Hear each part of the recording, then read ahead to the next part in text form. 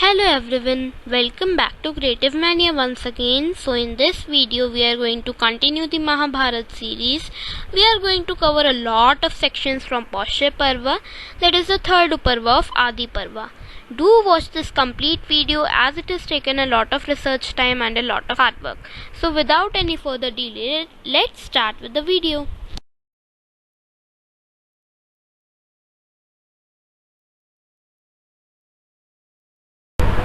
स एव मुक्त उपाध्यायेनेष्टं देशं जगाम अथ परः शिष्यस्तस्यैवायोधस्य सौम्यस्योपमन्योर्नाम.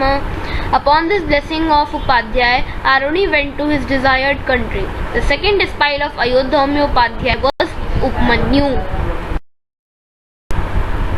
तं चोपाध्यायः प्रेषयामास वत्सोपमन्युगारक्षस्वेति.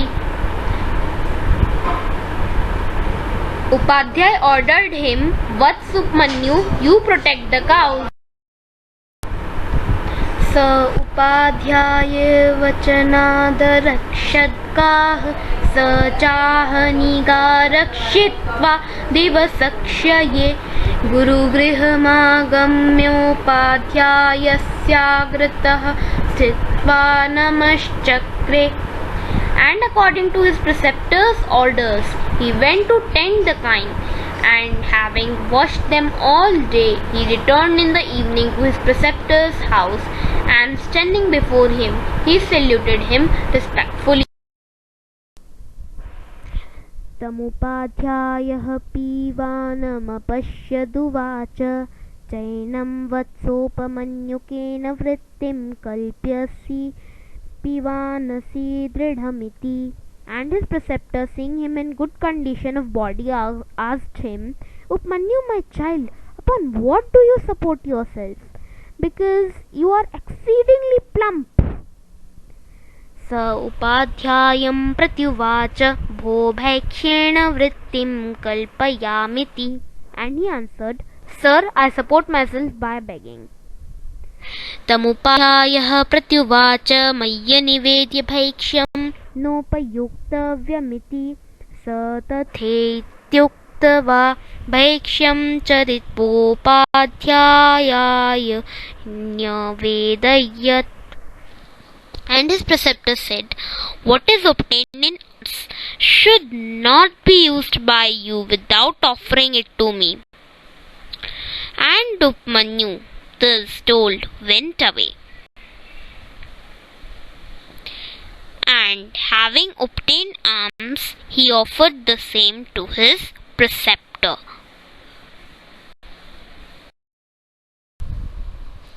स तस्मादुपाध्यायः सर्वमेव भैक्ष्यमगृह्णात्.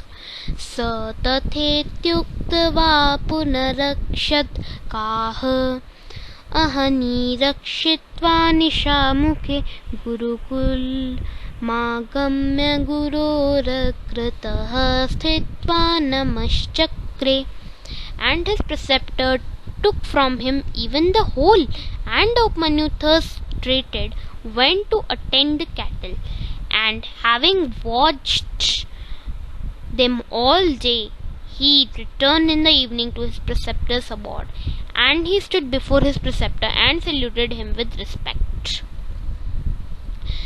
तमुपाध्यायस्तथापि पीवानमेव दृष्टवोवाच वत्सोपमन्यु सर्वमशेषतस्ते भैक्ष्यं गृह्णामि केनेदानीं वृत्तिं कल्पयसीति.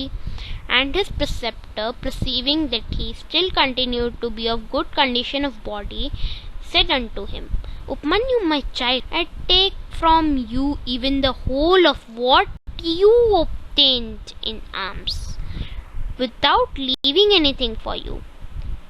How then do you at present contrive to support yourself? स एव मुक्त उपाध्यायं प्रत्युवाच भगवते निवेद्य पूर्वमपरं चरामि तेन वृत्तिं कल्पयामीति. And Upmanyu said unto his preceptor, Sir, having made over to you all that I obtained in alms, I go begging a second time for supporting myself. तमुपाध्यायः प्रत्युवाच नैषा न्याय्या गुरुवृत्तिरन्येषामपि भैक्ष्योपजीविनां वृत्त्युपरोधं करोषि इत्येवं वर्तमानो लुब्धोऽसीति. And his preceptor then replied, This is not the way in which you should obey the preceptor. By this, you are diminishing the support of others that live by begging. Truly having supported yourself, so you have proved your covetous.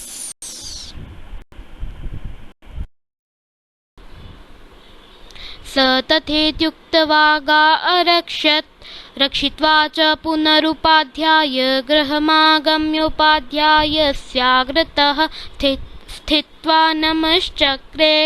And Upmanyu, having signified his assent to all that his preceptor said, went away to attend the cattle, and having washed them all day, he returned to his preceptor's house, and he stood before his preceptor and saluted him respectfully.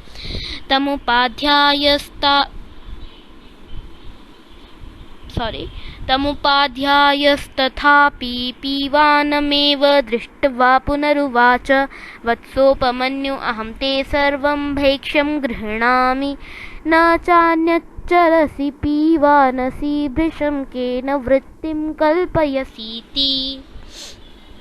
And his preceptor, observing that he was still fat, said again unto him, Upmanyu, my child, I take from you all you obtained in alms, and you don't go to begging a second time, and yet you are in a healthy condition. How do you support yourself? स एव मुक्तस्तमुपाध्यायं प्रत्युवाच भो एतासां गवां पयसा वृत्तिं कल्पयामीति. तमुवाचोपाध्यायो नैतन्नयां पय उपयोक्तुं भवतो मया नाभ्यनुजामिति. And Upmanyu thus questioned answered, Sir, I now live upon the milk of these cows. And his preceptor thereupon told him, It is not lawful for you to use the milk without having first obtained my consent. स तथेति प्रतिज्ञाय रक्षित्वा पुनरुपाध्याय गृहमेत्य कुरुरग्रतः स्थित्वा नमश्चक्रे. And Upmanyu, having assented to the justice of these observations, went away to tend the kine, and when he returned to his preceptor's abode, he stood before him and saluted him as usual. तमुपाध्यायः पीवानमेव दृष्ट्वुवाच वत्सोपमन्यु भैक्ष्यं नाशनासि न चान्यच्चरसि पयो न पिबसि पिवानसि भृशं केनेदानीं वृत्तिं कल्पयसीति. And his preceptor, seeing that he was still fat, said, Upmanyu, my child, you eat no longer of alms, nor you go to begging a second time, not even drink of the milk, yet you are fat. By what means do you contrive to live now? स एव मुक्त उपाध्यायं प्रत्युवाच भोः फेनं पिबामि यमिमे वत्सा मातॄणां स्तनात् पिबन्त उद्गिरन्ति. Manu replied, Sir, I now sip the froth that these calves throw out while sucking their mother's teats. This image will help you understand what is cow's teat and what is the froth.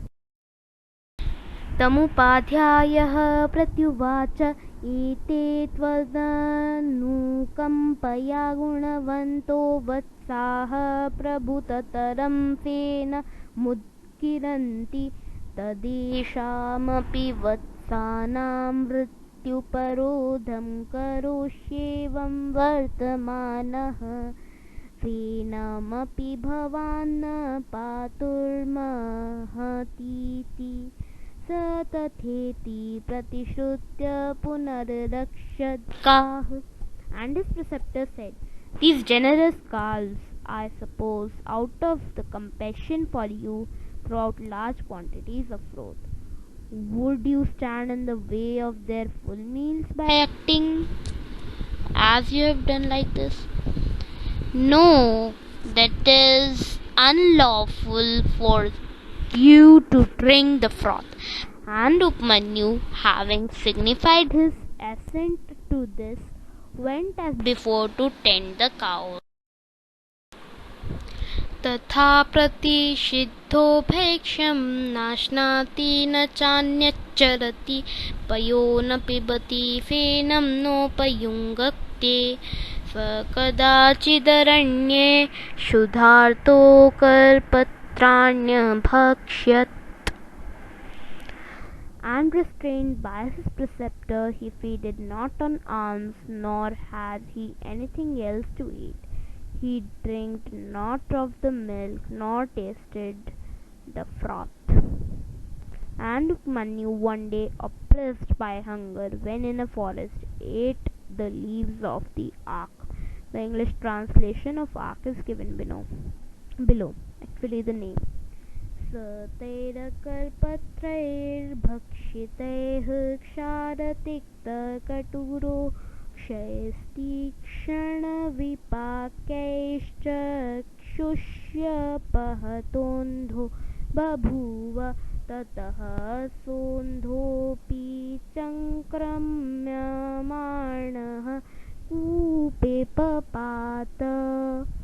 And his eyes being affected by the pungent, acrimonious, crude and saline properties of the leaves which he had eaten, he became blind, and as he was crawling about, he fell into a pit. अथ तस्मिन्नागच्छति सूर्यचास्ताचलावलम्बिनी उपाध्यायः शिष्यान् वोचत् नायात्युपमन्युस्त ऊचुर्वनं गतो गारक्षितुमिति. And upon his not returning that day, when the sun was sinking down behind the summit of the western mountains, the preceptor observed to his disciples that Upmanyu was not yet come, and they told him that he had gone out with the cattle. तानाह उपाध्यायो मयोपमन्युः सर्वतः प्रतिषिद्धं स नियतं कुपितस्ततो नागच्छति चिरं ततोऽन्वेष्य इत्येवमुक्त्वा शिष्यैः साधर्मण्यं गत्वा तस्याहणान्यायशब्दं चकार भो उपमन्यो क्वासि वत्सैहिति. And upon his the preceptor then said, Upmanyu, being restrained by me from the use of everything, is of course and therefore does not come home until it be late. Let us go in search of him. And having said this, he went with his disciples into the forest and began to shout, saying, "Ho, Upmanyu, where are you?"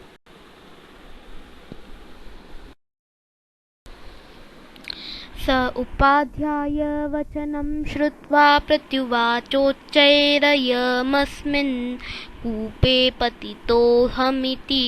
तमुपाध्यायः प्रत्युवाच, "कथं त्वमस्मिन् कूपे पतित इति?" And Upmanyu, hearing his preceptor's voice, answered in a loud tone, "Here I am, at the bottom of a well." And his preceptor asked him how he happened to be there.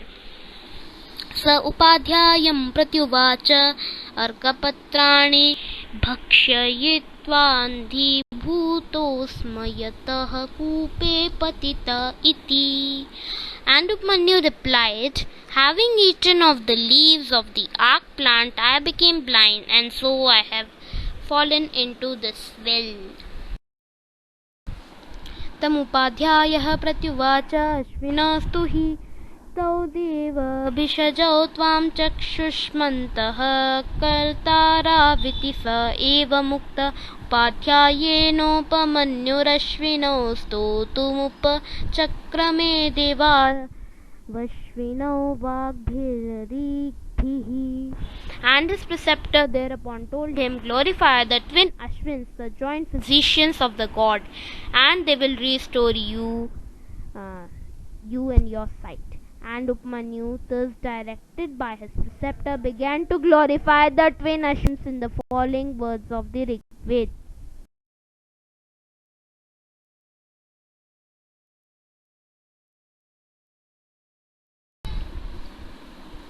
प्रपूर्वगौ पूर्वजौ Chitrabhanu गिरावाशं सामी तपसा ह्यनन्तौ दिव्यौ सुपर्णौ विरजौ विमाना विधिक्षिपन्तौ भुवनानि विश्वा.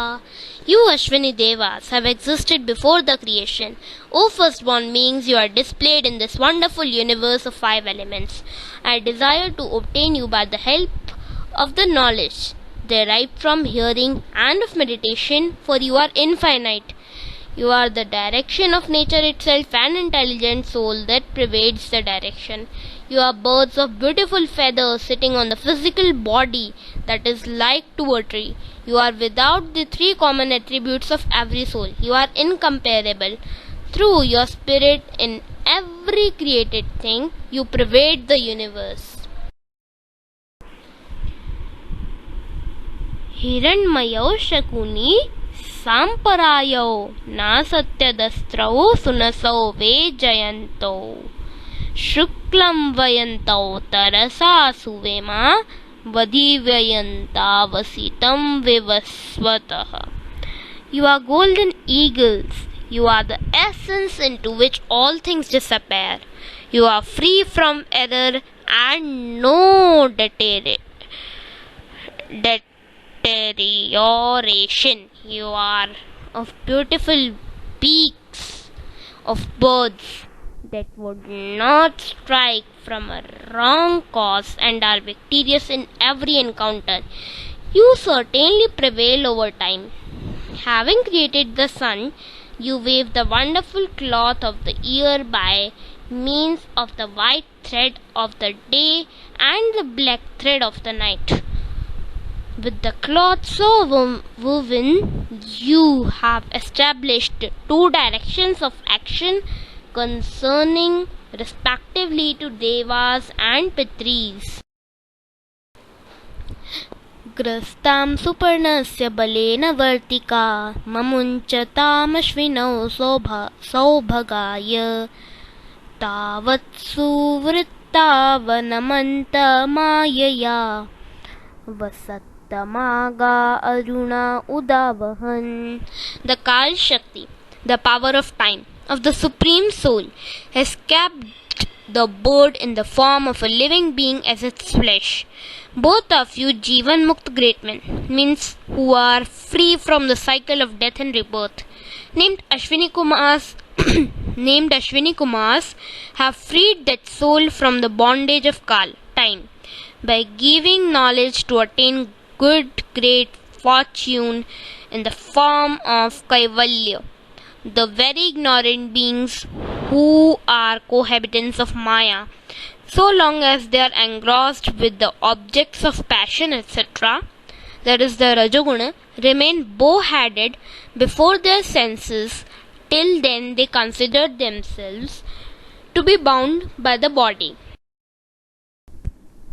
षष्टिश्च गावस्त्रिशताश्च धेनव एकं वत्सं सुवते तं दुहन्ति नानागोष्ठा विहिता एकदोहना स्तावश्विनो दुहतो धर्ममुक्थयम्. Day and night, these are 360 milch cows giving desired results. They all give birth to the same calf of the same samvatsar and strengthen it. That calf is the producer and destroyer of all. The inquisitive men make the said calf an instrument and keep on milking those cows which give various fruits according to the scriptures. only one, the desire for philosophy of all those actions in the exfoliatable fruit. Both of you are milking the aforesaid cows. एकाम्नाभिं सप्तशता अराः श्रिताः प्रधिष्वन्या विंशतिर्कल्पिता अराः अनेमी चक्रं परिवर्तते जरं मायावश्विनौ समनक्ति चर्षणि. The Samvatsara is the nave of a wheel to which is attached 720 spokes, representing as many days and nights. The circumference of this wheel, represented by 12 months, is doubtful. This wheel is full of delusions and knows no deterioration. It affects all creatures, whether to this or of the other worlds. You Ashwins, this wheel of time is set in motion by you. एकं चक्रं वर्तते द्वादशारं षण्णाभिमेकाक्षं व्रतस्य धारणं यस्मिन् देवा अधिविश्वे विश्वक्ता स्तावश्विनो मुञ्चतं मा विषीदतम्. The wheel of time, as represented by the year, has a nave represented by the 6 seasons. The number of spokes attached to that nave is 12, as represented by the 12 signs of the zodiac. This wheel of time manifests the fruits of the acts of all things. The presiding deities of time abide in that wheel, subject as I am to its distressful influence. You Ashwins liberate me from the wheel of time. अश्विना विन्दुममृतं वृत्तभूयौ तिरोधत्तामश्विनौ दासपत्नी हित्वा गिरिमश्विनौ गामुदाचरन्तौ तद्वृष्टिमहना प्रस्थितौ बलस्य. O Ashwini Kumars, there is an abundance of virtue in both of you. You also despise the moon, the nectar, and the radiance of water from your well-being. At this time, you are roaming freely on the earth, leaving Meru mountain. Both of you brothers leave during the day only to bring joy and rain. युवां दिशो जनयथो दशाग्रे समानं मूर्धनि रथयानं वियन्ति तासां यातं ऋषयोऽनुप्रयान्ति देवा मनुष्याः क्षितमाचरन्ति. O Ashwini Kumars, both of you reveal the 10 directions in the beginning of the universe and give their knowledge. The head of those directions, that is, the one who travels in the space in a chariot and gives equal lights to all, the sun god and the sky, etc., Panchbhutas, are acknowledged to us by you. Seeing the departure of the sun in those directions, the sages also follow them, and the gods and humans, according to their authority, use the role of heaven or living world. युवां वर्णान् विकुरुथो विश्वरूपां स्ते दीक्षिपयन्ते भुवनानि विश्वा ते भानवोऽप्यनुसृताश्चरन्ति देवा मनुष्याः क्षितिमाचरन्ति. O Ashwini Kumars, you prepare all kinds of medicines by mixing many colored things which nourish the whole world. Those luminous medicines always follow you and move with you. Gods and human beings, according to their rights, stay in the land of heaven and living world and consume those medicines. तौ न सत्यावश्विनौ वामहेहं सृजं च यां बिभ्रतः पुष्करस्य तौ न सत्यावमृतावृतावृधावृते देवास्तत्प्रपदेन सूते. Ashwini Kumars, both of you are famous by the name Nasatya. I worship you and the lotus garland you are wearing. You are immortal and the one who nurtures and expands the truth. Without your cooperation, even the deities are not capable of attaining the truth. मुखेन गर्भं लभेतां युवानो गतासूरे तत्प्रपदेन सूते सद्यो जातो मातरमत्ति गर्भस्तावश्विनो मञ्जुथो जीवसेगाः. Young parents first conceive food for the birth of their children, thereafter being transformed, that food becomes a rooted body. Thereafter, as soon as the fetus is born, it starts drinking the milk of the mother's breasts. O Ashwini Kumars, as aforesaid, you free the living beings bound in worldly bondage by giving Tattva Jnana. For my survival, also treat my eyes with disease. स्तोतुं न शक्नोमि गुणैर्भवन्तौ चक्षुर्विहीनः पथि सम्प्रमोहः दुर्गेऽहमस्मिन् पतितोऽस्मि कूपे युवां शरण्यो शरणं प्रपद्ये.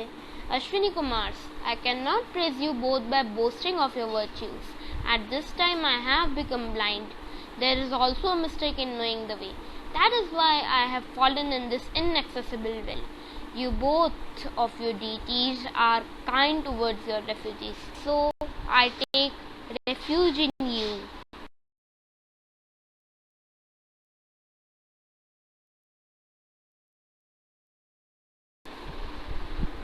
इत्येवं तेनाभीष्टुतावश्विना वाजग्मतुराह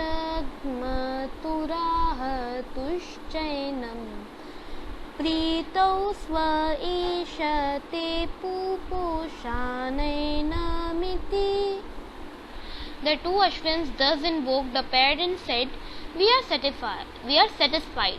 Here is a cake for you. Take and eat it. स एव मुक्तः प्रत्युवाच नानृतमुचतुर्भगवन्तौ न त्वहमेतमपूपुमुपयोक्तुमुत्सहे गुरवे निवेद्येति. And Upmanyu thus addressed replied, Your words, O Ashwins, have never proved untrue. But without offering this cake to my preceptor first, I cannot dare to take it. तत्स्तमश्विनावुचुतुः आवाभ्यां पुरस्ताद्भवत उपाध्यायेनैवमेवाभीष्टुताभ्यामपूपो दत्त उपयुक्त स तेना निवेद्य गुरवे त्वमपि तथैव कुरुष्व यथा घृतमुपाध्यायेनेति. And the Ashwins thereupon told him, Formerly your preceptor has invoked us. We thereupon gave him a cake like this, and he took it without offering to his preceptor. Do you also do that which your preceptor did? स एव मुक्तः प्रत्युवाच एतत् प्रत्यनुनये भवन्तावश्विनौ नोत्स सहेहमनिवेद्य गुरवे पूपमोपयुक्तमिति. Thus addressed Upmanyu again said unto them, O Ashwins, I crave your pardon. Without offering it to my preceptor, I dare not to apply this cake.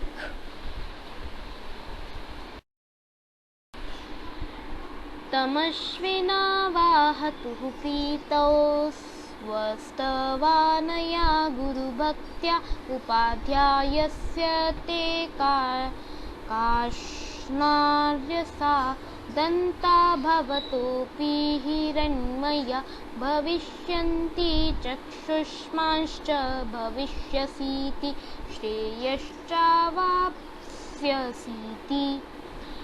The Ashwins said, Oh, we are pleased with this devotion of yours to your preceptor. Your master's teeth are of black iron. Yours shall be of gold. You shall be restored to sight and shall have good fortune.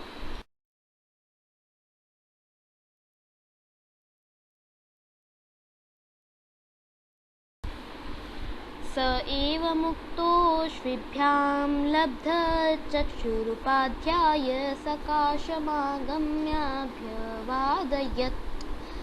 आचचक्षे च स चास्य प्रीतिमान् बभूव. Thus spoken to by the Ashwins, he recovered his sight. And having gone to his preceptor's presence, he saluted him and told him all. And his preceptor was well pleased with him. आह चैनं यथाश्विना वाहतुस्तथा त्वं श्रेयो वाप्स्यसि. And his preceptor said unto him, You shall obtain prosperity even as the Ashwins have said. सर्वे च ते वेदाः प्रतिभास्यन्ति सर्वाणि च धर्मशास्त्राणीति. एषा तस्यापि परीक्षोपमन्युः. All the Vedas shall shine in you and the Dharma Shastras. And this was how the examination of Upmanyu is described in Mahabharata.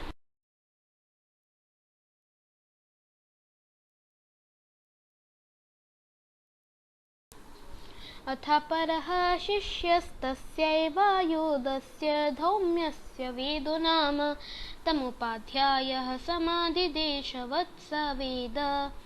इहास्यतां तावन्मम गृहे कञ्चित् कालं शुश्रूषणा च भवितव्यं श्रेयस्ते भविष्यतीति. Then Veda, the other spile of Ayodhyaumya, was called. His preceptor once addressed him, saying, Veda, my child, carry some time in my house and serve your preceptor. It shall be to your profit. स तथेत्युक्त्वा गुरुकुले दीर्घकालं गुरुशुश्रूषण परो वसत्. गौरीवदित्यं गुरुणा धूर्षुर्नियोज्यमानः शीतोष्णक्षुत्रष्णादुःखः सः. सर्वत्र प्रतिकूलस्तस्य महता कालेन गुरुः परितोषं जगाम. And Veda, having signified his assent, carried long in the family of his preceptor, mindful of serving him. Like an ox under the burdens of his master, he bore heat and cold, hunger and thirst, at all times without a murmur. And it was not long before his preceptor was satisfied. तत्परितोषाच्च श्रेयः सर्वज्ञतां चावाप. एषा तस्यापि परीक्षा वेदस्य. And as consequences of that satisfaction, Veda obtained good fortune and universal knowledge. And this was how Veda's examination is described in Mahabharata. स उपाध्यायेनानुजातः समावृतस्तस्मात् गुरुकुलवासात् गृहाश्रमं प्रत्यपद्यत. And Veda, having received permission from his preceptor and leaving the latter's residence after the completion of his studies, entered his grihastha-ashrama. So that was enough for this video. Instead I shall say a lot. So please subscribe this channel, as very soon I am going to bring the next part in which we will cover about the despiles of Veda, and we will continue the shloka which is taken 1/4 in this video, because that was my aim to cover. And do like this video, share it with your friends, and subscribe to my channel. And also very soon I am going to again the Bhagavad Gita series video. So stay tuned. Thanks for watching. Bye.